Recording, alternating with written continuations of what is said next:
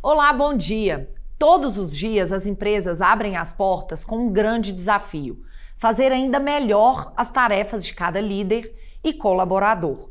E quando o negócio é grande, com centenas de profissionais, a complexidade é maior, exigindo um programa de melhoria contínua bem desenhado. Este é o assunto do programa Gestão com Identidade de hoje. E vamos discutir o tema a partir do exemplo de uma grande mineradora. A Samarco foi fundada em 1977 e está perto de completar 50 anos, tendo uma equipe de mais de 2.000 trabalhadores diretos e cerca de 13.000 indiretos. A Samarco começou a retomar as operações em dezembro de 2020 em Minas Gerais e no Espírito Santo. A empresa adotou novas tecnologias, como o empilhamento de rejeitos a seco, sem a necessidade de uso de barragens, aumentando a segurança e a sustentabilidade da operação. A mineradora passou a utilizar um sistema integrado de segurança, que opera 24 horas por dia, 7 dias por semana. Para retomar as atividades, a Samarco passou por todos os processos de licenciamentos ambientais previstos na legislação. Atualmente, a empresa opera com 30% de sua capacidade produtiva e deve alcançar 60% até dezembro de 2024 e 100% até 2028. A Samarco exporta para países das 3 Américas e também Ásia, Europa e Oriente Médio. Nós pedimos uma nota oficial à direção da Samarco sobre a repactuação do acordo de reparação e compensação dos danos decorrentes do rompimento da barragem de Fundão, que foi homologada dia 6 de novembro de 2024. A empresa nos informou que, abre aspas, a Samarco lamenta profundamente o rompimento da barragem de Fundão em 2015 e está comprometida com um novo acordo para uma reparação de forma integral e definitiva. O acordo de aproximadamente 170 bilhões foi assinado entre Samarco, Vale e BHP Brasil, e ainda com a União, governos de Minas Gerais e Espírito Santo, Ministérios Públicos Federal e Estaduais e Defensorias Públicas da União e estaduais de Minas Gerais e Espírito Santo, entre outros órgãos públicos. Do valor global, cerca de 38 bilhões de reais foram destinados até setembro de 2024 para ações de reparação e compensação executadas pela Fundação Renova. Adicionalmente, 132 bilhões serão destinados a ações futuras, sendo 100 bilhões de reais como obrigações a pagar, a serem repassados nos próximos 20 anos para os governos federal, de Minas Gerais e do Espírito Santo e respectivos municípios que aderirem ao acordo, e 32 bilhões de reais para sustentar as ações de reparação e compensação ligadas a indenizações, reassentamento e recuperação ambiental em Mariana, Minas Gerais, e na bacia hidrográfica do Rio Doce, impactada pelo rompimento. Fecha aspas. Vamos então conhecer os detalhes sobre as mudanças feitas na estratégia e na gestão da Samarco nesses últimos anos? Estamos recebendo aqui no estúdio a gerente de estratégia e gestão da Samarco, Fernanda Bartoli. Fernanda é administradora com pós-graduação em gestão, ênfase em finanças e MBA executivo. Fernanda, bom dia, seja bem-vinda ao programa. Bom dia, obrigada, Natália, pelo convite. Fernanda, você cuida de uma área muito importante dentro da Samarco, que é a gerência de estratégia e de gestão. E essa é a sua segunda temporada na empresa, o que te dá muito conhecimento sobre o negócio como um todo. Qual foi o desafio que te atraiu de volta? Primeiramente, a Samarco, eu guardo um grande carinho pela empresa e também eu acho bastante interessante a forma como ela vem evoluindo ao longo dos últimos anos. Então, eu tive realmente esse interesse genuíno de tanto de aprender com essa jornada, quanto também poder contribuir com esse propósito da empresa de fazer uma mineração diferente. Além disso, eu fui convidada para liderar a estruturação da área de estratégia e de gestão.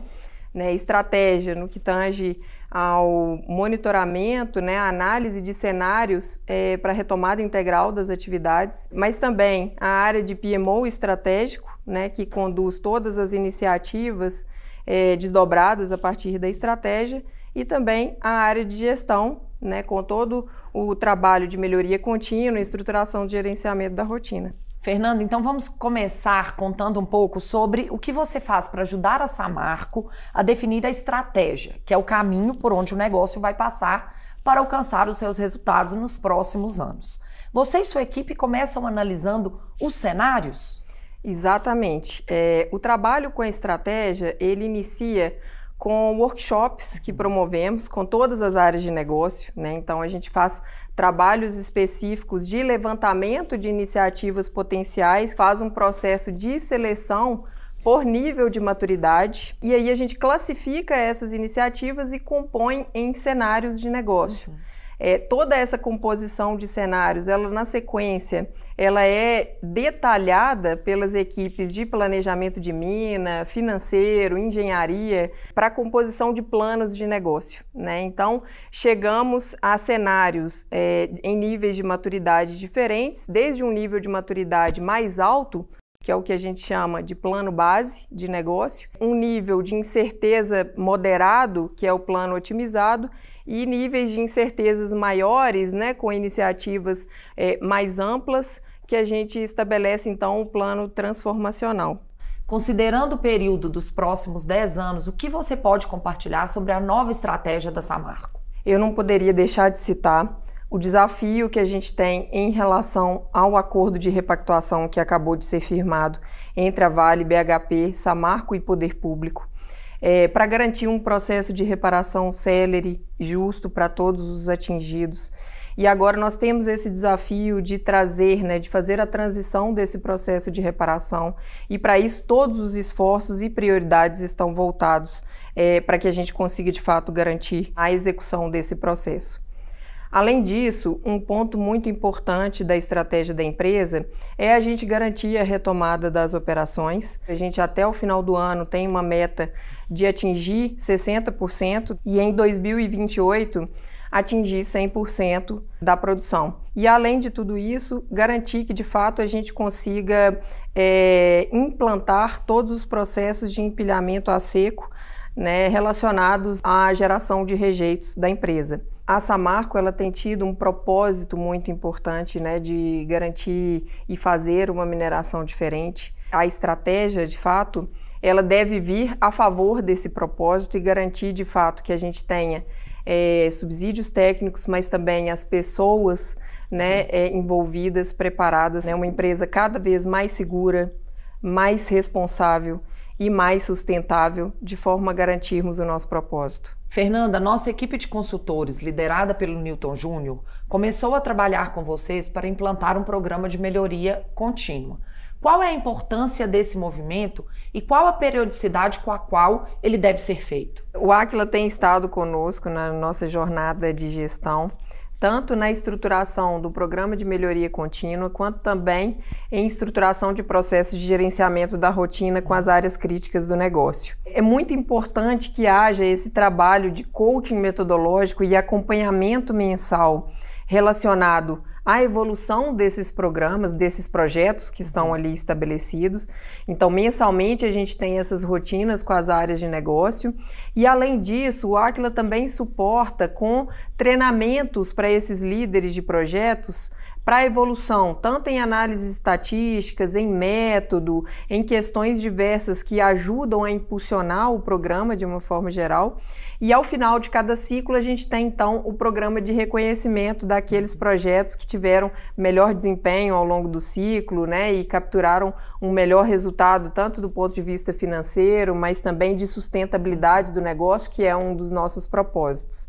É muito importante que de fato a gente tenha esse acompanhamento e a gente garanta essa evolução ano após ano. Fernanda, a gente sabe que melhorar é sempre muito importante, mas ao lado desse esforço que é diário, a empresa também precisa inovar sempre. E no sentido de buscar soluções inéditas para a atividade mineradora, o que a Samarco tem feito? Um foco muito importante da empresa tem sido garantir que a inovação esteja voltada para o desenvolvimento econômico da região onde a Samarco atua. Então, pensando nisso, a gente tem um portfólio com iniciativas que estão voltadas tanto para redução da geração de rejeitos do processo, quanto também destinação de forma sustentável desse rejeito. Então, esse tem sido realmente um grande foco ali da área de inovação, principalmente. Mas, além disso, uma lógica de desenvolvimento e ecossistemas sendo trabalhado, né, como, por exemplo, a inovação aberta. Então, a Samarco atua em conjunto com o Mining Hub, com outras empresas, universidades, numa lógica de compartilhamento de soluções para que a gente consiga, de fato, aplicar essas soluções de uma forma mais sustentável aí na empresa. Fernanda, para a gente encerrar, você já deixou clara a sua paixão pela mineração e todos nós sabemos como esse setor é essencial para a nossa vida. Aqui no estúdio, por exemplo, todos os equipamentos têm algum tipo de minério e na nossa casa funciona assim também. Entender o quanto essa atividade é essencial para a vida te motiva a buscar sua evolução contínua e do negócio também? Sem dúvida, Natália. De fato, a gente precisa reforçar a importância da mineração para a vida de uma forma geral, né? Em cada coisa que a gente vê, tem minério, de fato. Então, isso só traz um reforço e um senso de responsabilidade muito grande naquilo que a gente faz e dá uma motivação a mais para que a gente, de fato, busque cada dia mais uma mineração que seja sustentável, mas que também seja capaz de transformar vidas, que é o objeto do nosso trabalho. E também para que a gente consiga, de alguma forma, beneficiar gerações futuras. Então, de fato, isso traz muito orgulho, traz muita motivação para que a gente consiga trabalhar cada dia melhor, mais eficiente e mais responsável também. Fernanda, muito obrigada pela entrevista e muito sucesso em todos os seus projetos. Obrigada, Natália, mais uma vez pelo convite. E é claro que nada disso, né, seria possível sem toda a equipe da área de gestão, estratégia, né, a gerência geral também envolvida, a diretoria financeira e todas as áreas de negócio, né? Esse trabalho, ele é um trabalho muito integrado e multidisciplinar. Né? A gestão em si, a estratégia em si só acontecem se a gente tem a participação do negócio e da empresa envolvida para que a gente consiga desempenhar os projetos, executar a estratégia e assim vai. Então, é a eles que também a gente precisa agradecer para que de fato a gente consiga obter melhores resultados. Muito obrigada. Enquanto aguardamos a entrada aqui no estúdio do próximo entrevistado, quero aproveitar para te indicar um dos livros da lista de títulos da Escola de Gestão do Áquila. Chegamos à 3ª edição do livro Cidades Excelentes, Gestão que Transforma a Realidade dos Municípios Brasileiros. Cidades Excelentes mostra como fazer a gestão da prefeitura a partir de 72 indicadores que compõem a plataforma IGMA, que é o Índice de Gestão Municipal Áquila. Se o prefeito consultar a plataforma do IGMA, vai ver um raio-x da própria cidade. Além disso, a metodologia que está neste livro deu origem à análise que está na base do Prêmio Band Cidades Excelentes. Cerimônias realizadas em todos os estados e a finalíssima nacional reconhecem as cidades mais bem administradas do Brasil. Em 2025 será realizada a 5ª edição do prêmio. Eu converso agora com o coordenador de gestão e melhoria da Samarco, Guilherme Lisboa Quaresma. Guilherme é engenheiro de produção e pós-graduado em finanças e processos. Guilherme, bom dia. Obrigada por ter aceitado o nosso convite. Bom dia, Natália. Eu que agradeço o convite. Para mim é um prazer compartilhar nossa jornada de evolução e gestão da Samarco aqui. O prazer é nosso. Guilherme, você trabalha em uma área empolgante, mais difícil, que é a gestão corporativa, na qual lidar com pessoas é fundamental. E ouvi dizer que você é muito bom naquilo que você faz. Quando foi que você percebeu que tinha jeito para lidar com as equipes? Olha, eu posso dizer que de fato eu gosto muito de lidar com pessoas, né? E eu percebi que isso era importante quando eu comecei a ver que as coisas acontecem por meio das pessoas. Então os meus maiores resultados, melhores resultados não são meus, são contribuições, compartilhamentos, discussões que eu tive com o time. São com pessoas que a gente consegue entrar com um problema grande na sala e sair com ele pequeno. Guilherme, dentro do escopo de atuação da Samarco na retomada das operações, estava a necessidade de rever a cultura da organização. Qual tem sido a sua participação nessa etapa? Verdade. Olha, Natália, desde quando eu me aproximei dos temas de retomada da Samarco, ali em 2018, cultura e estratégia sempre andaram juntas. E há 3 elementos que são importantíssimos para se formar a cultura: símbolos, sistemas e comportamento. E a gestão está presente nos 3. Em símbolos, é as mensagens que a gente passa. Então, por exemplo, como definimos a meta, como reconhecemos, o que reconhecemos. Por exemplo, você pode ter um ritual que olha o processo de ponta a ponta, no caso da Samarco, da mina ao porto, ou você pode ter um ritual que você olha transversalmente, os temas de qualidade, e aí todos os processos contribuem, custos e todos os processos contribuem. Da mesma forma, o elemento sistemas. A gente já usa sistema junto da palavra gestão. Então, falamos sistema de gestão, modelo de gestão. Né? Então, a forma, por exemplo, de padronizar. Se você, acho que não cabe mais querer padronizar todas as etapas. Se você estimula uma padronização só para as atividades críticas, você tira espaço da inovação, da criatividade. E da mesma forma, como desfecho disso, o terceiro elemento, comportamento. A gestão está presente ali no comportamento. Como você dá abertura para lições aprendidas, compartilhar ideias, maturidade para lidar com falhas, desvios. Guilherme, nossos consultores estão atuando com vocês no treinamento das equipes para facilitar a condução desses projetos. Até games foram criados com esse objetivo. Qual é a relevância de usar formatos diferentes para treinar e capacitar a equipe? A relevância é total. A presença da tecnologia, da inteligência artificial, de fato, é uma realidade hoje. Você precisa ter no treinamento algo que crie memórias, para as pessoas conseguirem guardar aquilo e, na hora que precisar lançar a mão dessa capacitação na prática, conseguir. Então é super importante que o treinamento ele não tenha uma única resposta certa. Ele tem, assim, desfechos conforme os caminhos e as escolhas, as combinações que as pessoas construíram ali ao longo do treinamento. E a parte de gamificar, trazer dinâmicas mais interessantes é super importante para isso. Acontece de, ao longo da implementação de um projeto, vocês perceberem uma oportunidade de evolução que não foi contemplada lá na ideia original? E caso isso ocorra, como vocês conduzem esse processo? Sim, acontece e isso é super saudável para o processo.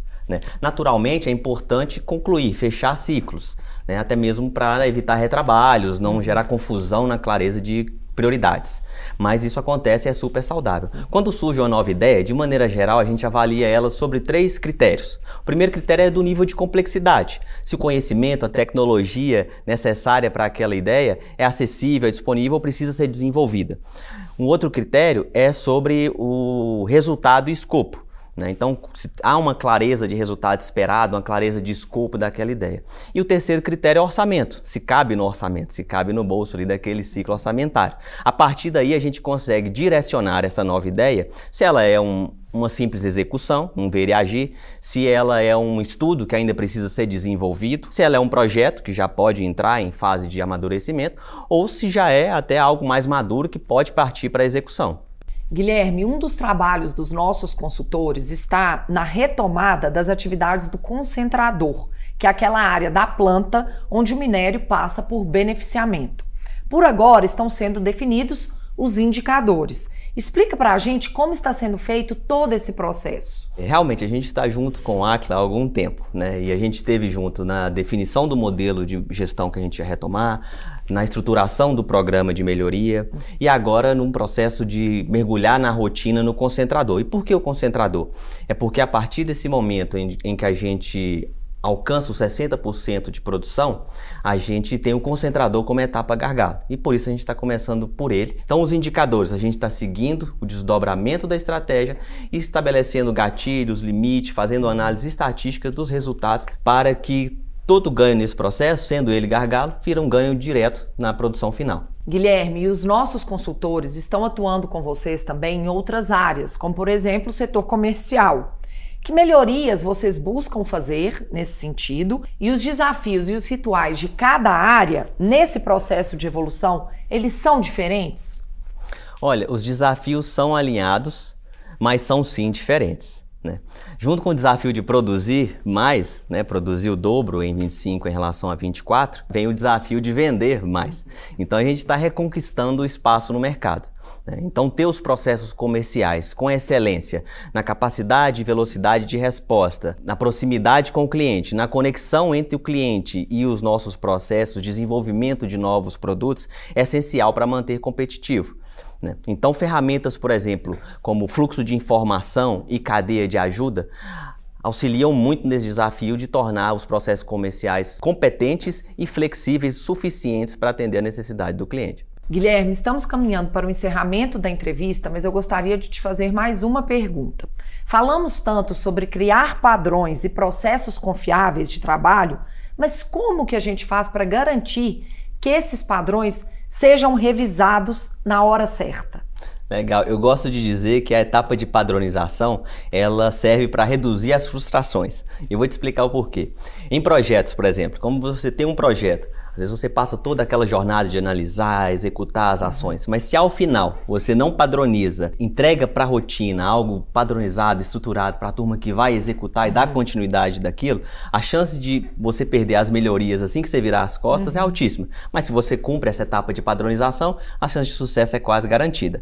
Na parte de processo, quando você faz, por exemplo, um mapeamento de processo, identifica as etapas críticas, às vezes você descobre algo que você está fazendo e às vezes nem é necessário, ou algo que é esperado que você faça e não está fazendo. Mas há também algo novo em relação ao tema de padronização que tem me empolgado nos últimos tempos, que é a conexão da padronização com a inteligência artificial. Agora em novembro, na Samarco, a gente acabou de lançar um piloto, que é, a gente conectou toda a base nossa de procedimentos, manuais e políticas à busca inteligente, a um chatbot, semelhante a um chat GPT, né? Então, ao invés de você ter que ler o padrão para procurar onde está ali a informação que você precisa, você, por exemplo, vai perguntar como eu faço uma troca de rolete de uma correia? E aí, a inteligência artificial vai te trazer todas as informações disponíveis no sistema de padronização da Samarco referente àquele tema. Guilherme, muito obrigada pela entrevista e eu desejo ainda mais sucesso nesse processo de retomada das atividades em Minas Gerais e no Espírito Santo. Muito obrigado, Natália. Eu queria agradecer também ao Instituto Áquila, tanto na parceria para a gente implementar ali conceitos consagrados, mas na disposição de vocês de desenvolver junto com a gente necessidades, coisas novas, adequadas à realidade da Samarco. E também quero compartilhar e deixar registrado aqui especialmente que tudo isso que a gente compartilhou aqui não é fruto do meu trabalho exclusivamente. Naturalmente é fruto do trabalho de todos ali que estão na Samarco, parceiros, do time de gestão, da diretoria, enfim, não vou citar aqui outros times para não correr o risco de esquecer de alguém. Mas é realmente trabalho de várias pessoas, de todas elas da Samarco. Mais uma vez, obrigada, Guilherme. E antes de encerrarmos o programa, eu quero te contar por onde você pode começar a buscar a excelência operacional no seu negócio. Seja você dono de micro, pequena ou média empresa. Quem vai compartilhar conosco sua experiência em inúmeros projetos é o consultor Newton Júnior, meu colega no Áquila. Newton, bom dia. Obrigada por estar conosco mais uma vez. Bom dia, Natália. Eu que agradeço mais uma vez o convite, né? Espero que tenhamos um bom bate-papo aqui para nossos clientes e telespectadores. Newton, quando a empresa começa um projeto de mudança buscando a excelência operacional, é preciso parar as atividades do negócio ou dá para deixar o negócio ir rodando? Natália, não só dá, como é necessário que o negócio continue rodando. Todas as empresas são dinâmicas e nenhum processo é eterno dentro delas, mas elas precisam buscar a melhor forma e padrões para executar as atividades. O objetivo é fazer mais por menos, porém de forma padronizada. Por quê? Porque excelência operacional tem como objetivo buscar uma performance melhor que a dos concorrentes, entregando para o cliente o melhor produto ou serviço ao menor custo possível. Para isso, os processos precisam ser estáveis. Então, como definir ou padronizar os processos para então entregar o melhor produto ao mercado? Muitas vezes ouvimos empresas dizerem que precisam resolver determinado problema para só depois iniciar um processo de melhoria. Só que resolver problemas já é o começo da busca pela excelência operacional. Então não deve ser adiado. É sempre evoluir na gestão que o negócio consegue resolver problemas e entregar aos clientes o melhor que a empresa pode oferecer. Newton, quais são as etapas principais de um processo de melhoria? Natália, um processo de melhoria nas empresas precisa buscar antecipar o futuro. Gerenciar é isso. A empresa deve começar identificando claramente a sua missão, onde o empreendedor quer chegar. Depois, é preciso estruturar a governança. e governança é definir o melhor time. Além disso, tem que deixar claro o papel de cada um. É preciso analisar os ambientes internos e externos da empresa, para mapear as oportunidades de melhoria. Feito isso, é hora de definir o plano de trabalho e treinar o time. Durante a execução do plano, não deixe de acompanhar os resultados por meio dos rituais de gestão. E fique sempre de olho se as ações implementadas estão dando retorno e se combinam com a ambição definida. Se for necessário, revise o plano. Agora, Natália, tudo isso precisa ser feito com muita transparência, cobrando o que precisa ser cobrado, respeitando as regras e a cultura das empresas. Dessa forma, o processo de melhoria vai trazer o resultado certo. Newton, vamos dar um exemplo? Vamos supor que uma indústria decidiu que a partir de agora vai trabalhar com foco no cliente. Cite 3 ações que você costuma implementar para a empresa começar de fato a colocar foco no cliente. Natália, a primeira coisa que buscamos entender nas empresas, nesses casos, é quem são realmente os clientes dela. Qual o perfil desses clientes? O que eles valorizam nos produtos e serviços ofertados? Outro ponto importante é que toda empresa precisa conhecer bem a sua cadeia de valor. Isso porque existem processos que são essenciais. Se eles falharem, o cliente irá perceber. Precisamos ser eficazes, eficientes, mas garantir que a qualidade venha primeiro que o custo. Por fim, precisamos buscar diferenciais competitivos do negócio. O que podemos oferecer que é diferente e melhor que nos concorrentes? Quais pontos precisamos atacar para agregar valor ao nosso produto ou serviço? Pode parecer óbvio, Natália, mas as empresas se perdem e acabam focando nos concorrentes ou se preocupam apenas em reduzir os custos. Reduzir custos é importante, mas o que realmente vale é o que o cliente valoriza. E se importar com isso é, de fato, colocar foco nele. Newton, eu vejo que em vários projetos costumamos encontrar uma barreira no entendimento da equipe sobre as melhores práticas de gestão. Um faz de um jeito, outro encontra outra maneira de resolver problemas e parece haver várias empresas dentro de uma só. Dá para colocar todo mundo na mesma página? Boa pergunta, Natália. É possível sim colocar todo mundo na mesma página, mas para isso é preciso que o sistema de gestão da empresa esteja bem estruturado para alinhar a estratégia à operação. Mais uma vez, o entendimento do processo e da cadeia de valor é de suma importância. É assim que definimos as entregas de cada área. A partir daí, são definidas as metas individuais, é o esforço de cada um da equipe. E o que for feito tem que convergir para a estratégia do negócio. Senão, cada um rema para um lado e a empresa não sai do lugar. Newton, muito obrigada pelas suas análises e dicas. E vamos juntos trabalhando para ajudar as empresas brasileiras a evoluírem sua gestão. Até a próxima! Eu quem agradeço mais uma vez a oportunidade, Natália. Espero ter contribuído com nossos telespectadores na gestão do dia a dia das suas empresas. Estamos à disposição para quem quiser conhecer um pouco mais do nosso trabalho. Um forte abraço a todos. Ficamos por aqui. Para rever ou compartilhar nosso programa é só acessar o YouTube do Aquila.